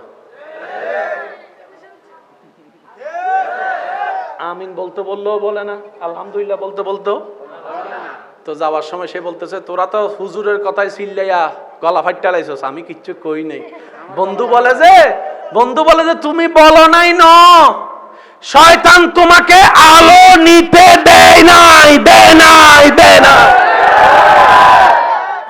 আমার ভাই মনে করছে হে পড়ে নাই, মিস্টার শয়তানের যে ভিতর থেকে এখন বুঝার পরে ওই তালাটা ভাঙার জন্য ফুল ভলিউম একবার বলেন সুবহানাল্লাহ, এবার বলেন আলহামদুলিল্লাহ, এবার বলেন লা ইলাহা ইল্লাল্লাহ, এবার বলেন আল্লাহু আকবার, আরো জোরে বলেন আল্লাহু আকবার, এবার ফুল ভলিউমে বলেন ইয়া রাসূলুল্লাহ, ইয়া হাবিবাল্লাহ, এবার বলেন মারহাবা। রূহ যখন শান্তি হয় তখন বাহিরের কষ্ট আর লাগে না। রূহ যখন খাবার পায় তখন বাহিরের দেহের কষ্ট আর লাগে। সেজন্য আপনারা গরমকালে মাহফিলের মধ্যে ফ্যান ছাড়াও বসে থাকতে পারেন। এখন কি শীত আছে নাকি মোটামুটি গরম? স্যার কয়জনের শরীরে ঘাম আসছে দেখান তো, কয়জনের ফুল ঘাম আমার মতো ঘামাইছেন? আমার মতো? মাশাআল্লাহ। শরীরের যে একটা খাবার 10টা মিনিট ফ্যান ছাড়া বসতে পারে না, ছেলেও এখানে বসে আছে ঘন্টার পর ঘন্টা, এটা রূহের খাবার। ওই রূহের খাবার যদি আমরা দিতে পারি দেওয়ার মতো, আল্লাহ তাআলা বলে দেহের খাদ্য ডেলি 3 বার, রূহের খাদ্য ডেলি। আমরা ভয় পাই সৃষ্টিকে, বুঝাই যাই অন্যের দোষ না ধরে নিজের দোষ যদি খুঁজতে থাকি, স্রষ্টার ভয় যেইভাবে যেই পরিমাণ আমাদের দিলে থাকা দরকার আমরা আনতেও পারি নাই, রাখতেও পারি নাই, নিতেও জানি নাই। দোষ সেজন্য আমাদের, কমতি সেজন্য আমাদের। সেজন্য মানুষ হয়ে একটা ছোট্ট তেলাপোকা ভয়ে এক রুম থেকে আরেক রুমে চলে যেতে হচ্ছে। আমরা কি আজীবন থেকে যাব নাকি চলে যাব? তো চলে যেহেতু যেতেই হবে, অর্ধেক হায়াত তো শেষ। চলেন না এই অল্প হায়াতটাকে একটু কাজে লাগানোর চেষ্টা করি। অন্তত রবের দরবারে এতটুক তো বলতে পারবো, খাবার কিভাবে খেতে হয়, যেভাবে খেলে ক্ষুধা নিবারণ হয়, পেট ভরে নয়, ক্ষুধা নিবারণ হয়। অর্থাৎ ক্ষুধা লাগছে, ক্ষুধা শেষ, খাবারও শেষ। নবীজি বলছেন তখন খাবার খেও যদি ক্ষুধা লাগে। যদি সুস্থ থাকতে চাও, নবী বলে তখন খাবার খেও চলে যায়। মানতে পারি নাই দোষ আমাদের, বলেন না মানতে পারি নাই দোষ। যেই নবী ইসলামে বলে দুপুরে খাবার খেয়ে, এটাকে বলা হয় কাইলুলা। বর্তমান বিজ্ঞান সেটাকে নাম দিয়েছে পাওয়ার নেপ। দুপুরের পরে 10-20 মিনিট ঘুমালে অনেক সময় 6 ঘন্টা ঘুমাইছে এরকম শক্তি চলে আসে। হয় কি হয় না আপনারা বলেন? ঘুমের সময় 10 হইতে 15-20 মিনিট, কিন্তু শক্তি অনুভব হয় 6-7 ঘন্টা 8 ঘন্টা। তো কর্মিক মানুষের জন্য ওয়েস্টার্ন কালচারের মধ্যে এই নিয়মটা আছে 5-10 মিনিট ঘুমানোর টাইম। ওনারা নাম দিয়েছে পাওয়ার নেপ। এই পাওয়ার নেপের তত্ত্ব 1450 বছর আগে আল্লাহ আমাদের নবীকে দিয়ে আমাদের কল্যাণের জন্য দিয়ে দিয়েছেন কাইলুলা। নিতে জানি নাই দোষ, নিতে জানি নাই দোষ, ধরে রাখতে জানি নাই দোষ। যে ইসলাম বলে দুপুরে খাওয়ার পরে 5 মিনিট আরাম করো, সেই একই ইসলাম বলে রাতে খাবার পরে হাঁটো। ওমা একই ঘর, একই বাড়ি, একই রান্না, সব একই। দুপুরের পরে বলে যে ঘুমাও, রাতের পরে বলে যে হাঁটো, ব্যাপার কি? বিজ্ঞানকে প্রশ্ন করেন, বিজ্ঞান উত্তর দিবে যে তোমাদের নবী যা পরামর্শ দিয়েছে সেটাই মানবের জন্য কল্যাণ, দুনিয়ার জন্য কল্যাণ, সৃষ্টির জন্য কল্যাণ, পৃথিবীর জন্য কল্যাণ। ও নবী আপনি এই তত্ত্ব পেলেন কিভাবে? বলে যে যিনি পৃথিবী বানিয়েছেন, মানুষ বানিয়েছেন, সৃষ্টি বানিয়েছেন, ওই স্রষ্টাই আমাকে শিখিয়ে দিয়েছেন। আর রহমান আল্লামাল কোরআন। চিৎকার দিয়ে বলেন সুবহানাল্লাহ। মানবের দেহ, মানবের জীবন, দুইটা বিষয়ের সমন্বয়। একটা হচ্ছে দেহ আর একটা হচ্ছে রূহ।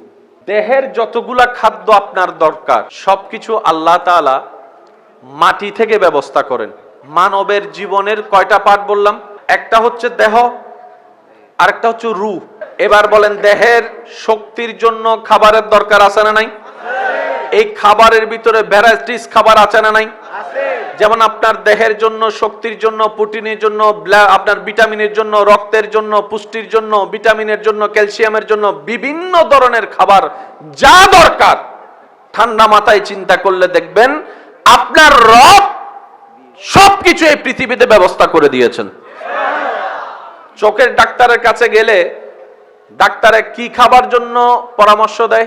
প্রচুর শাকসবজি খাও, কচু শাক খাও, লাল শাক খাও, সবুজের দিকে তাকাও। চোখ তো আমার এখানে, ডাক্তার আপনি আমাকে এই পরামর্শ দিচ্ছেন কেন? ডাক্তার বলে তোমার সৃষ্টিকর্তা তোমার ভালোর জন্য তোমার চোখ কেন্দ্রিক যা কিছু দরকার তোমার ডানে বামে সবকিছু তোমার সৃষ্টিকর্তা ব্যবস্থা করে দিয়েছেন। নদীর মাছের ভিটামিন আলাদা, সাগরের মাছের ভিটামিন স্বাদও আলাদা, পুষ্টিও আলাদা। পুকুরের মাছ একরকম, নদীর মাছ আরেক রকম, সাগরের মাছ আরেক রকম। তিনও মাছ রব আল্লাহ আপনার জন্য বানিয়েছেন। যেই সাগরে, যেই নদীতে রব বলছে কাতাল খাও, সাগরের হাঙ্গর কিন্তু আপনার জন্য রব খাবার জন্য বানায় নাই। রব বলে হাঙ্গর বানিয়েছি কিন্তু খাবার জন্য নয়, কাতাল বানিয়েছি, খাও।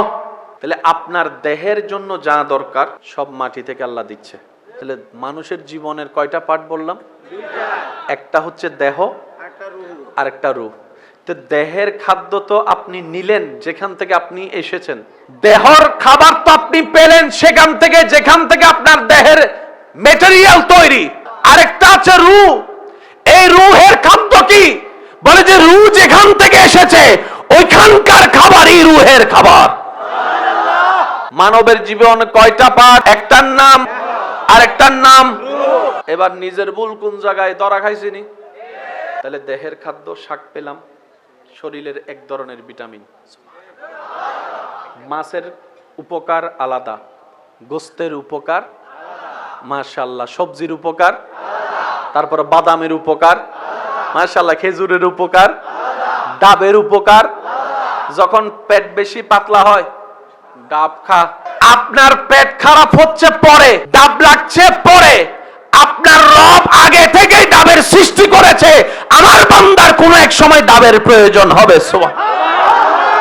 এবার বলেন আমরা বাজার থেকে কিনি আগে নাকি মাটি থেকে উঠে আগে? তো মাটি থেকে যদি নাই উঠতো বাজারে বিক্রি করতো তো করতো কে? বাজারে যদি বিক্রি করার মানুষই না থাকতো, টাকা হাজার থাকলো, কিনতেন কেমনে? তো বাজারওয়ালা থেকে তো টাকা দিয়ে কিনেছেন, কিন্তু আপনার রব মাটি থেকে ফ্রি তুলে দিয়েছেন। আপনার আমার কাজ শুধু ধান গাছ রোকা, বাকি কাজ কিন্তু অনেকেই আছে রক্তের সংকট, রক্তের হিমোগ্লোবিন কম, থ্যালাসেমিয়া রোগ আছে, রোগও আছে, ওষুধ আবিষ্কার পরে আল্লাহ দিয়ে দিয়েছেন আগে। কানের ওষুধ, চোখের ওষুধ, হার্টের ওষুধ, মাশাআল্লাহ মাশাআল্লাহ, রক্তের ওষুধ, ভিটামিনের ওষুধ, তো সব তো দেহকে দিলেন। খাবার দিয়ে যা কভার করতে পারেন নাই, ওষুধ দিয়ে তা প্লাস দিয়েছেন। দেহটা শক্তি হতে হতে হতে হতে হতে হতে হতে নফসটা শক্তি হয়ে গেল, কলবটা দুর্বল হয়ে গেল। এবার টোটাল বিষয়টা আমি এক জায়গায় বলি। পার্ট কয়টা? মাশাআল্লাহ বলেন, পার্ট কয়টা? একটা হচ্ছে দেহ, আরেকটা হচ্ছে দেহের শক্তির খাবার, আর রুহের শক্তির খাবার আসমানে।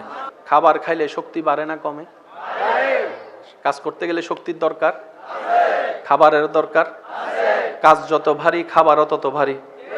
কিন্তু রমজান মাসে খাবার, সারাদিন খাবার, আরো জোরে বলেন না, কম না, নাই বললেই চলে। সারাদিন খাবার, কিন্তু শক্তি লাগে কি লাগে না?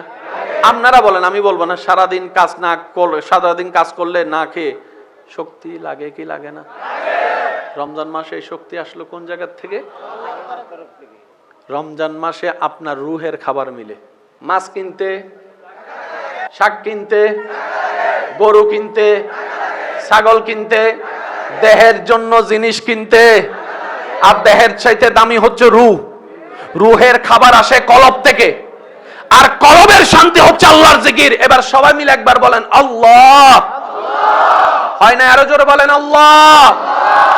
কোনো টাকা লাগছে? রুহের খাবার ফ্রি। দুনিয়াবি মানুষের সৃষ্টি যা, এগুলা দুর্বল হয়, আল্লাহর দেওয়া তো আছে, আল্লাহর দেওয়া তো আছে। দেহেরটা, রুহেরটা যেটা টাকা দিয়ে কিনা লাগে সেটার জন্য ঝগড়া করি, আর যেটা ফ্রি পাওয়া যায় ডাকলো এরপর লোভ দেখাইয়েছে। হাইয়া আলাল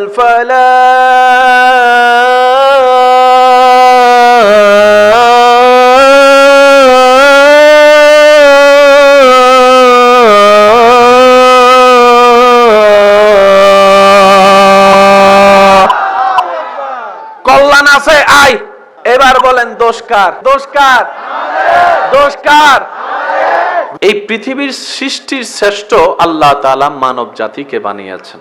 আল্লাহ পাকের বড় দয়া, আপনার আমার নামের লিস্টিটা গরু ছাগলের লিস্টিতে না হয়ে মানুষের লিস্টিতে হয়েছে। তিনি চাইলে তো পারতেন গরু ছাগলের খাতায় আপনার আমার নাম হতো, কিন্তু রব বলে যে না, আমি তোদেরকে নেতৃত্বের দলে পাঠাবো। সাপ দেখলে সবাই ভয় পায়, কিন্তু আপনি কি জানেন সাপে আপনাকে ভয় পায়? সাপ যে ফানা তুলে, কেন তুলে? ও নিজে বাঁচার জন্যই ফানা তোলে। ওই ভয়টা যে সে পায়, আমরা না বুঝার কারণে ভয়টা আমরা পাই। একটা কুকুর রাস্তায় দাঁড়া থাকলে, একটা প্রাণী শ্রেষ্ঠ কে? কুকুরকে জিজ্ঞেস যদি করেন, কুকুর বলে যে আমার চাইতেও শ্রেষ্ঠ মানুষ। সাপ বলে আমার চাইতে শ্রেষ্ঠ মানুষ। তো শ্রেষ্ঠ হয়ে সৃষ্টিকে, কুকুরকে, সাপকে, বিড়ালকে, মাকড়সাকে, অনেকে তো তেলাপোকা দেখলেই এক রুম থেকে লাফ দিয়ে আরেক রুমে চলে যায়। এই ভয়টার কারণ কি? পুরা বিষয়কে যদি আপনি অ্যানালাইসিস করেন কোরআন সুন্নাহ মোতাবেক, আপনি দেখবেন ফয়সালা একটা জায়গায় গিয়ে দাঁড়িয়ে গেছে। সেই ফয়সালা হলো, যেই মানবের অন্তরে স্রষ্টার ভয় ঢুকে গিয়েছে, সমস্ত সৃষ্টি সেই মানুষকে ভয়ের সাথে সম্মান করেছে। সুবহানাল্লাহ। স্রষ্টার ভয় যখন দিলে, সৃষ্টি তখন তাকে ভয় পায়। এই রুহের খাবার লুটে পুটে নিয়ে জমায় রাখার সুবর্ণ একটা সুযোগের নাম হচ্ছে মাহে রমাদান। জাপানি বিজ্ঞানী গবেষণা করে দেখে, মানবের যে রোজা, মুসলমানের, এটা প্রত্যেকটা মানুষের রাখা দরকার। শুধু মুসলমানের না, এটা প্রত্যেকটা মানুষের রাখা। আমার যুবক ভাইদেরকে বলবো, আজকে ঘরে গিয়ে গুগল মামাকে জিজ্ঞেস করবেন অটোফেগি কে, অটোফেগি বলে কে, অটোফেজি বলে। গুগল মামাকে যখন জিজ্ঞেস করবেন, ওই বৈজ্ঞানিকের নাম সহ চলে আসবে। ওনার পুরো আপনার থিওরিক্যাল বিষয়টা আপনার কাছে চলে আসবে, গবেষণাটা। উনি বলছেন প্রত্যেকটা মানুষের বছরে একবার হলো অন্তত 1 মাস খাবার কমায় দেওয়া দরকার। তাহলে শরীরটা রিস্টার হয়। আপনারা যে মোবাইল কি রেস্টার দেন না? রেস্টার, এটা কি কয়? রিস্টার কয়। রিস্টার মানে হচ্ছে আপনার মোবাইল আপনারই থাকবে, কিন্তু রেস্টার দেওয়ার সাথে সাথে ফাংশনে যত 19-20 আছে সব আবার নতুন ভাবে সেটিং হয়ে স্লো মোবাইল রান হয়ে যাবে। সেজন্য রেস্টার্ট দিলে মোবাইল কি হয়, একটু ফাস্ট হয়। ওই রেস্টার্ট দেওয়ার টাইম হচ্ছে মাহে রমজান। ভিতরের বাহিরের সবকিছুতে রেস্টার্ট দেওয়ার সুবর্ণ সুযোগের নাম মাহে রমজান। যে ছেলে শুক্রবারে 2 রাকাত নামাজ পড়ে 5G গতিতে বাইরে হইয়া যায়, সেই ছেলে রমজান মাস আসলে 20 তারাবি পর্যন্ত দাঁড়ায় থাকে। পার্থক্য কি বোঝা যাচ্ছে?